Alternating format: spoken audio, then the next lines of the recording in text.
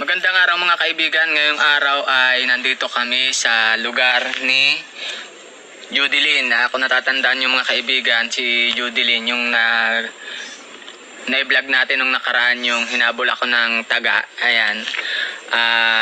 Babalikan namin siya. Pero bago ang lahat, maraming salamat po sa mahigit 600,000 na nanood doon sa video ni Ate Jubelyn at sa mahigit 10,000 na nag-subscribe sa ating YouTube channel. Maraming salamat po at welcome kayo sa Rampage Channel PH na YouTube channel.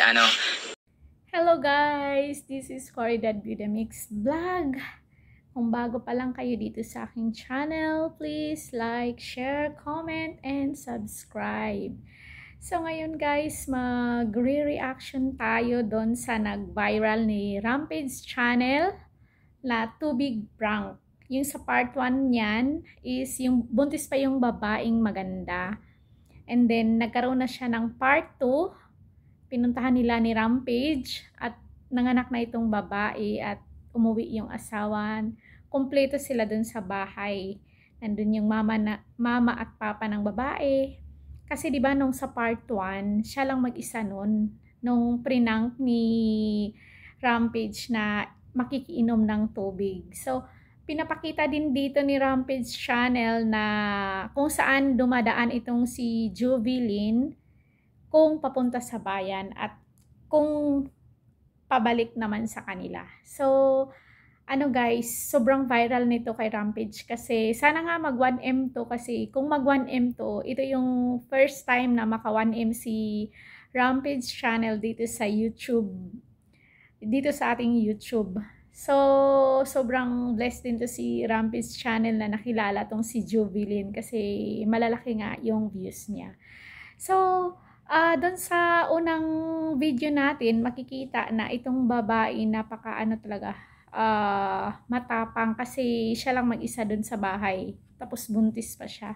So, parang doon sa unang video na muntik na niyang tagain itong si Rampage Channel. Buti na lang talaga at nagpakilala ito sila na vlogger. So, pinatuloy naman ni Jubelyn. Tapos, ayun na nga, nag-interview. Kwentuhan sa buhay ni Jubelyn, bakit siya nandyan, bakit dito nila piniling manirahan. So, nandun yun sa part 1, dun sa video ni Rampage Channel. Kung napapanood niyo yun, mas maganda para malaman nyo.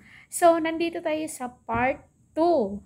So, ang part 2 dito is nanganak na tong si Jubelyn. So, panoorin natin yung kwento sa buhay ni Jubelyn nung pagpunta ni Rampage dun sa panganganak niya. So, let's watch. Tatay po. Okay. Shit! kayo. Ay, may aso. Ano ka ba punta mo? Parang mamamaga. Ikaw pala yung mister niya na.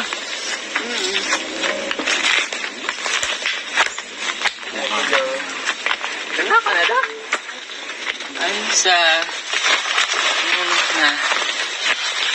nanganak na pala siya. Ayan o. Ang cute. Tingnan niyo sa loob.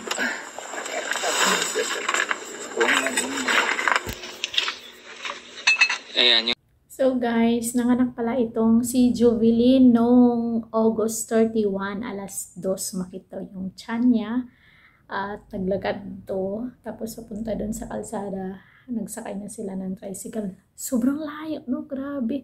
Ano ko yung ginawa na doon, naglalakad pa, sa bagay, exercise din yan. Kaya siguro hindi siya nahirapang manganak. So, tunghayan pa natin, guys. Oh, 31. Walang tamama doon sa naghula doon sa sa comment section. Kasi madaming magusto maging ka-birthday nila pero walang tumama. Advance.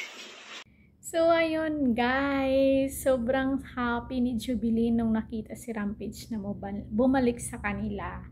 So, makikita mo sa mukha nila yung asawa ni Jubelyn, yung mama at papa ni Jubelyn. Pagdating nila Rampage, inalokan agad ng nilagang saging. So, sarap ng nilagang saging, promise. kahit yan lang na pagkain sapat na. Masarap kasi yan guys, di ba? Pag nandun tayo sa probinsya, kwento-kwentuhan, dilagang saging, kamuti, basta kahit anong nandoon, masarap naman talaga yung mga pagkain pang probinsya.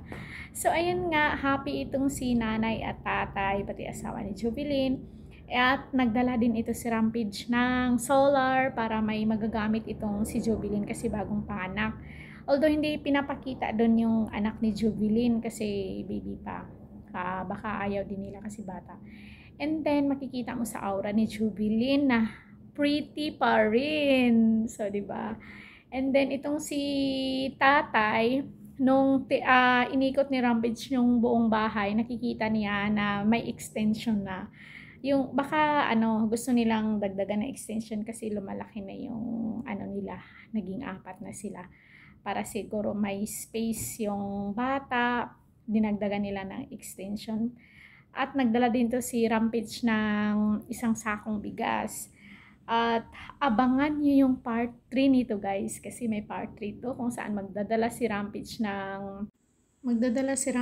ng solar light na kung di ako nagkakamali 100 watts. Dadalhin niyang solar, then baka bibigyan niya ng plywood itong tatay ni Jubilin para may magamit dun sa in-extension on, di ba? Laking tulong din. So, guys, napakaswerte nitong si Jubilin at napakaswerte din ni Rampage kay Jubilin kasi kung di ako magkakamali guys, sa unang video nitong ni Jubilin, nagkaroon siya ng 10,000 subscribers. So, I'm so happy kay Rampage channel kasi itong video ni Jubilin sobrang viral talaga sa kanya dahil wala pa siyang 1 month. Sana kahit mag 1 month siya, lagpas ng 1 month, basta maka 1M lang si Rampage nito. Malaking bagay na to sa kanya at marami na siyang matutulungan kasi 'di ba, daming mag-share ng video niya, daming manood ng niya, makakatulong din siya sa iba kasi yung kita nito itutulong din niya sa iba. Kasi yung kita nito, itutulong din niya sa iba para mas marami pa siyang matutulungan kasi ang dami pang nangangailangan ng tulong guys. Hindi lang itong si Jubilin. Hindi natin alam kasi isang charity vlogger itong si Rampage. Makatagpo pa siya ng mas nangangailangan ng tulong. So, ayun lang guys, abangan natin yung part 3 nitong si Jubilin kung saan bibilhan itong si tatay ni Jubilin ng plywood ni Rampage para sa extension doon sa ginawa ng papa ni Jubilin kasi nag-extension yata para maluwag-luwag ang ikutan ng kanilang apo.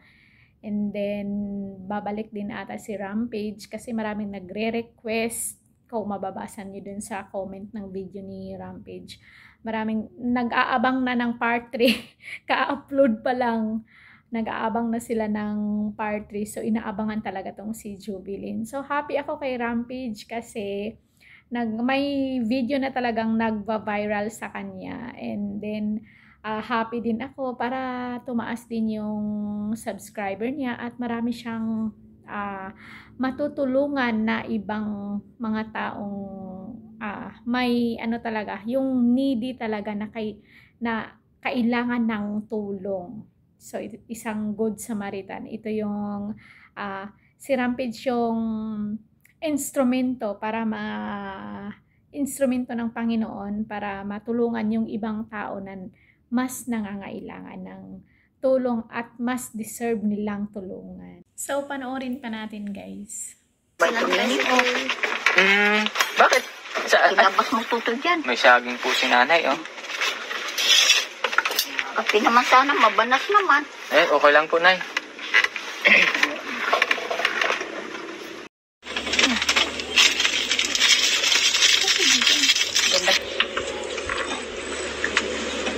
Yun. Patay mo, hindi na naka-charge yan. Ay, ilaw na si Bebe. Pansamantala lang ito. At pagka dumating yung 100 watts natin, sabit natin palitan para abutin ng magdamag. Bilangan ni Bibi lagi may ilaw, ano? So, ayun guys, ito si Caridad Viuda Mix Vlog. Hanggang sa muli, abangan natin yung part 3. And God bless us all. Bye!